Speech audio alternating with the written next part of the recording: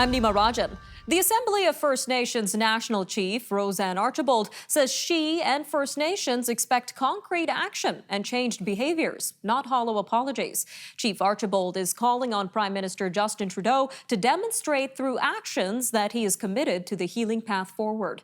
The PM has apologized to the chief of a British Columbia First Nation that invited him to visit Kamloops on National Truth and Reconciliation Day.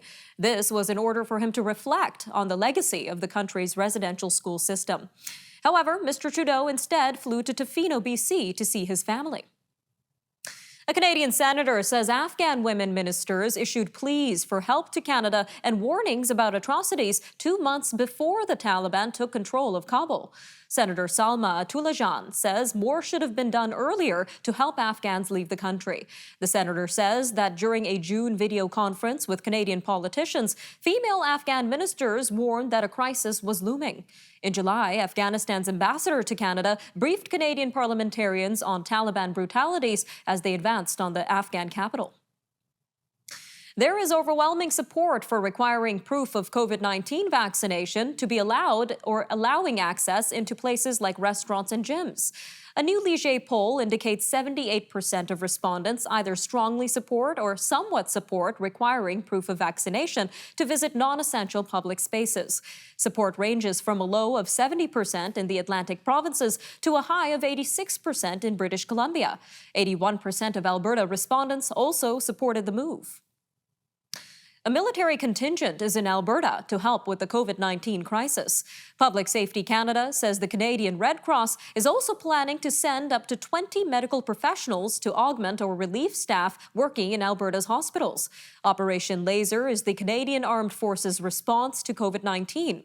Newfoundland and Labrador is also sending a medical team of 5 or 6 intensive care staff to work in Alberta's northern oil hub city of Fort McMurray.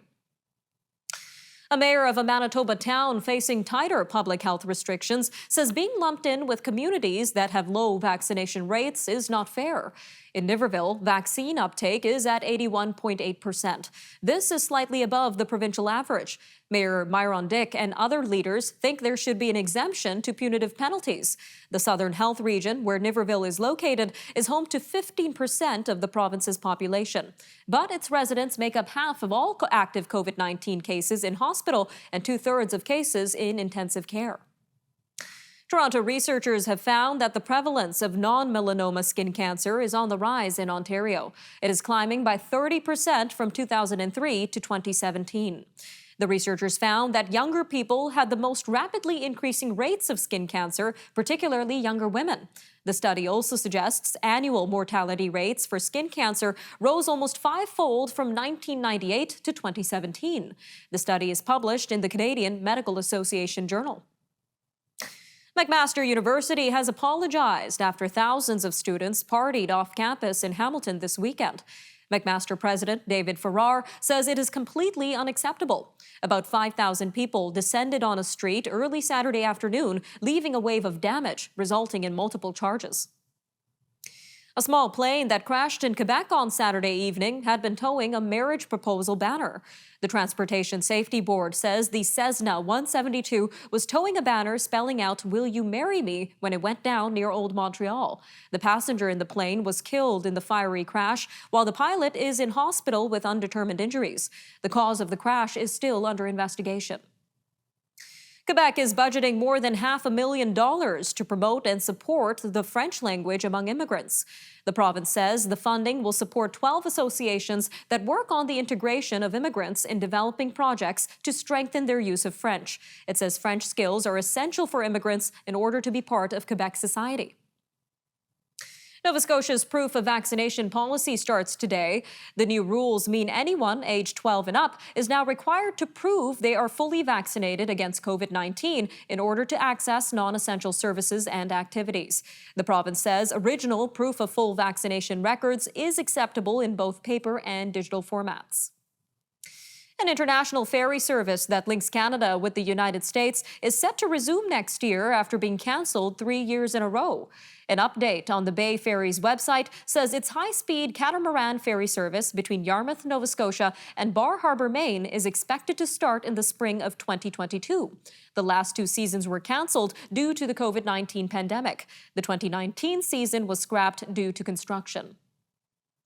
All right, stay tuned. We'll be right back after the break with a look at hidden debt and China. That and, of course, more news from around the world on the Forum Daily. Stay with us. We'll be right back.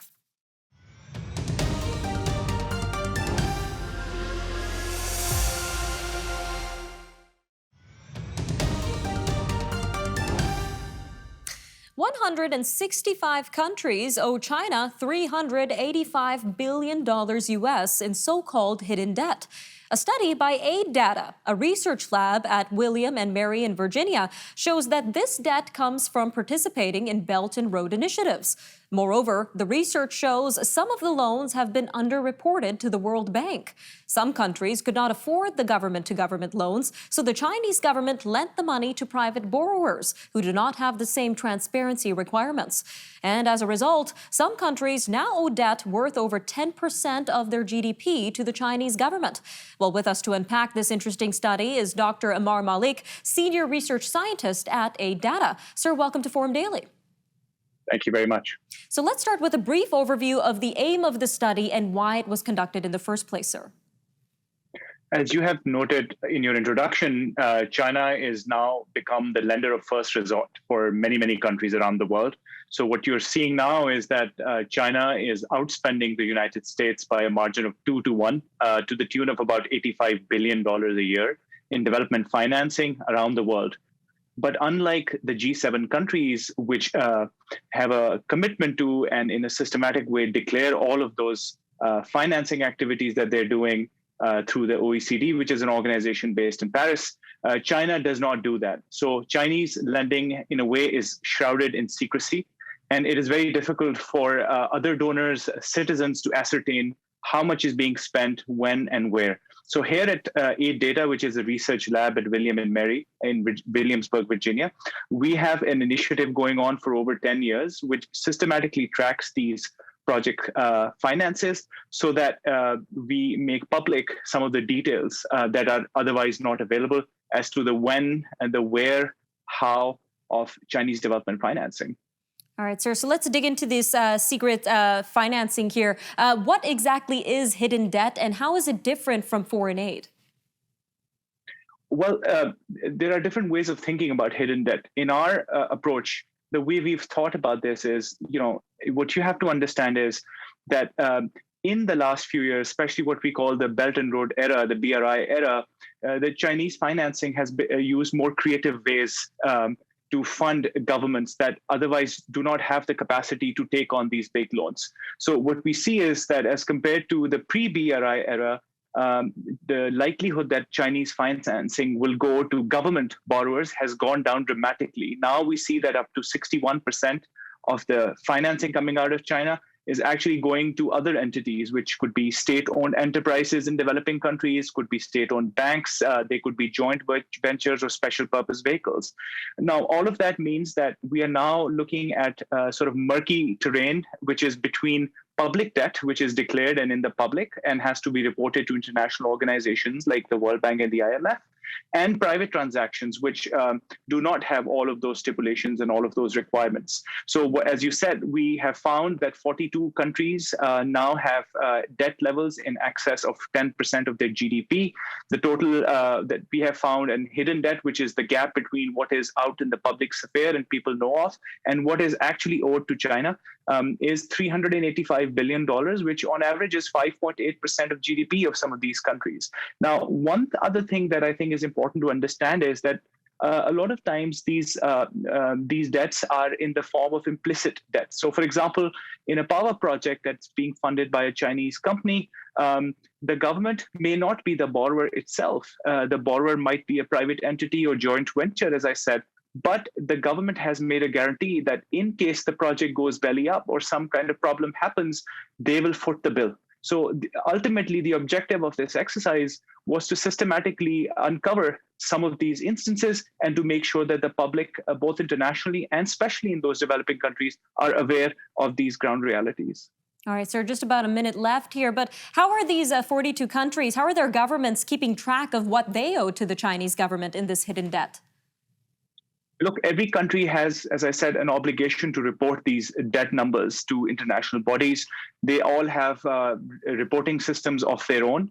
But what I'm seeing in developing countries is that a lot of them don't have the capacity to keep track of everything, especially when it's in this murky terrain of hidden guarantee, like not hidden guarantees, I should say, sovereign guarantees or a return on equity guarantees that they've given out. So they don't have much of a capacity to keep track of all of this in a systematic way. And on the other hand, because they're always looking for election cycles and quick wins, they also don't have much of an incentive to actually do so. All right, Dr. Malik, we've just got about 10 seconds left, but I really want our viewers to access your report. Where can we find it?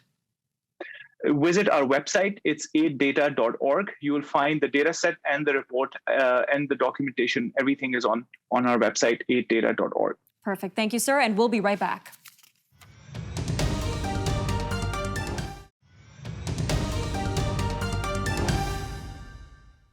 The Squamish Nation has existed as a government since 1923. However, the Squamish people have had a history in the land now known as British Columbia's Lower Mainland for thousands of years even before then. Before the Indian Act, the Squamish people were organized socially, economically, and politically into several different communities. After amalgamating into the Squamish First Nation in 1923 under the Indian Act, all Squamish peoples were to receive an equal distribution of revenue. However, one band says that is not happening. The Capilano Band says it has been ignored and marginalized for almost a century, and it's taking the Squamish First Nation and the Crown to court. With us now is Chief Donald Matthias of the Capilano Band. Sir, welcome to Forum Daily. Thank you for having me. So, sir, let's start with a brief explanation as to why the Capilano Band is taking the Squamish First Nation to court. We just haven't been getting our equal shares, and it's been going on for quite some time. So we just have been ignored. So it's the only way we get process done is through the courts. All right, sir. Well, looking into the background of this, in your press release, you say the Squamish Nation is actually one of the richest First Nations in the country. So why is that, sir? Well, there's a big land base here. I think there's 500,000 hectares of land, a lot of leasing, Park Royal Mall, and businesses. So we're right in the city, Vancouver City. All right, sir. And what does the Capilano Band currently receive from the Squamish First Nation compared to other communities? Well, we get a distribution of $1,000 a year in a turkey. Okay. And what would you say the Capilano Band is entitled to receive, especially since it's been marginalized for almost a century now? Well, we signed under an agreement, and there was supposed to be equal shares of all own source revenue, and that hasn't happened in my lifetime. All right, sir. And has the Squamish First Nation given the Capilano Band any reason for this treatment? They just they've been ignoring our family for years, so it's we're getting no answers to our questions. All right, sir. Well, I want to give a brief history overview of the situation here. So under the Indian Act, the federal government forced the Squamish First Nation to abandon its traditional hereditary chief system. So what kind of impact has this had over the years, sir? Well, it's had a huge impact, actually. We've basically been living in poverty with my family.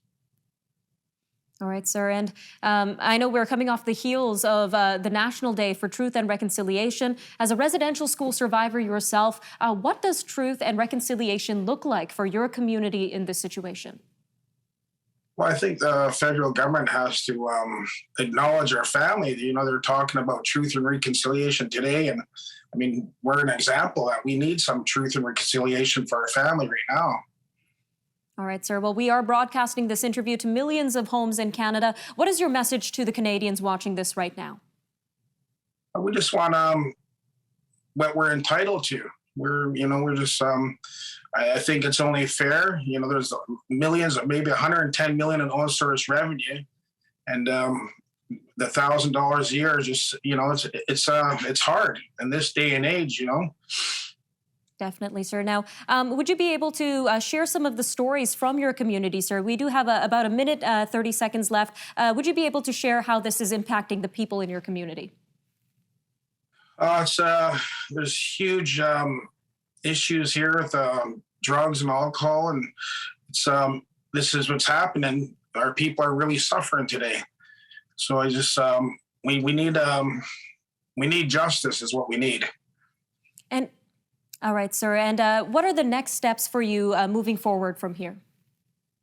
Well, I'm hoping the federal government will realize that we have a major issue here. We're in a crisis right now, and we just want to make sure that we're heard. All right, sir. Thank you again for joining us today on Forum Daily and sharing your message with us. Thanks a lot. All right. Well, meanwhile, 4 Indigenous-led groups in Manitoba have received provincial funding to help mark Missing and Murdered Indigenous Women and Girls Awareness Day. The government says it provided more than $50,000 to the grassroots groups so they can hold events today. They include a mural unveiling in Selkirk, a 5-kilometer walk or run in Winnipeg, and an online panel discussion. The legislative building will also be lit to evoke the red dress that has come to symbolize missing and murdered Indigenous women and girls.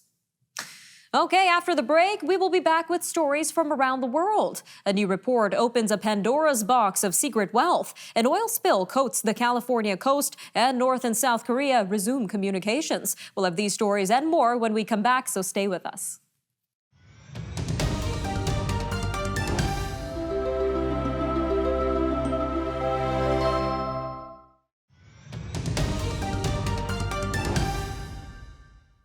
Hundreds of world leaders, powerful politicians, billionaires, celebrities, religious leaders, and drug dealers have been hiding their investments for the past quarter century. The findings are based on a review of nearly 12 million files obtained from 14 different firms located around the world. The report, released Sunday by the International Consortium of Investigative Journalists, is dubbed the Pandora Papers. The findings shed light on the previously hidden dealings collectively worth trillions of dollars. Residents, business owners, and environmentalists are questioning whether officials reacted quickly enough to contain one of the largest oil spills in recent California history. A suspected leak in an underwater pipeline has fouled the sands of Huntington Beach. Amplify Energy says divers yesterday were still trying to determine exactly where the leak occurred. Officials said at least nearly 500,000 liters of oil spilled into waters off Orange County, and that beaches could remain closed for weeks. South Korea says the two Koreas have restored a stalled communication channel after a hiatus in a small reconciliation step. Seoul's Unification Ministry says liaison officials from the two Koreas exchanged messages over a cross-border communication channel on Monday morning. Fumio Kishida has been elected Japan's prime minister in a parliamentary vote. He will be tasked with quickly tackling the pandemic and other challenges, including leading a national election within weeks. Predecessor Yoshihide Suga resigned after only a year in office. This as his support plunged over his government's handling of the pandemic and its hosting of the Tokyo Olympics as the virus spread. Ethiopian Prime Minister Abiy Ahmed has been sworn in for a second 5-year term. Mr. Abiy's Prosperity Party was declared the winner of parliamentary elections earlier this year. The vote has been criticized and at times boycotted by opposition parties. The Prime Minister faces major challenges as the war in the Tigray region is spreading to other parts of the country. Deadly ethnic violence continues, and watchdogs warn that repressive government practices may return. Thousands of Tunisians demonstrated in Tunis and other cities this weekend in a show of support for President Kais Saied's consolidation of power.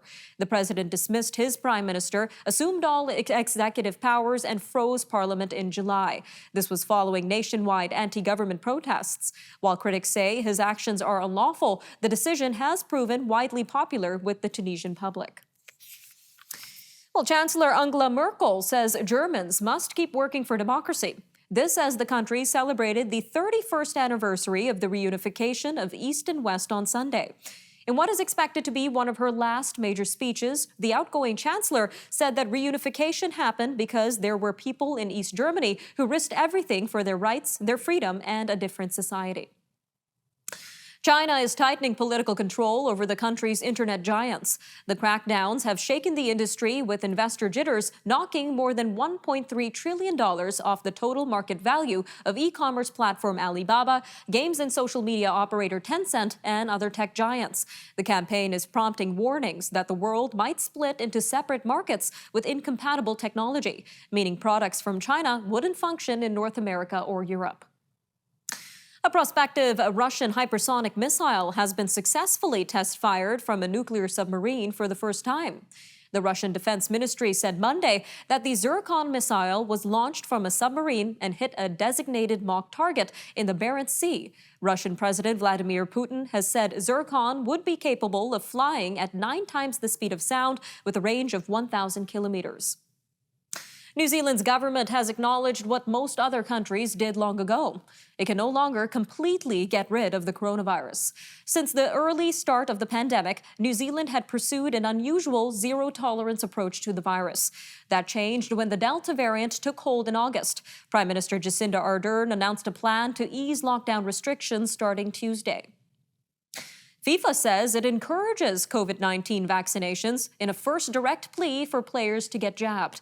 It came as players were flying to countries for men's World Cup qualifiers. The British government spoke out against players not getting vaccinated on Sunday. Only 7 of the 20 Premier League clubs have more than half of their squads fully vaccinated, according to the most recent data. Pope Francis and dozens of religious leaders are making a joint appeal to governments to commit to ambitious targets at the upcoming UN climate conference. The joint appeal is being made to the head of the COP26 Summit Conference, which is set for November in Scotland. For the religious leaders, care for the environment is a moral imperative to preserve creation and to support communities most vulnerable to climate change. All right, that'll do it for your look at national and international news for today. I'm Nima Rajan, and this is Forum Daily News. Take care, Canada. We'll see you next time.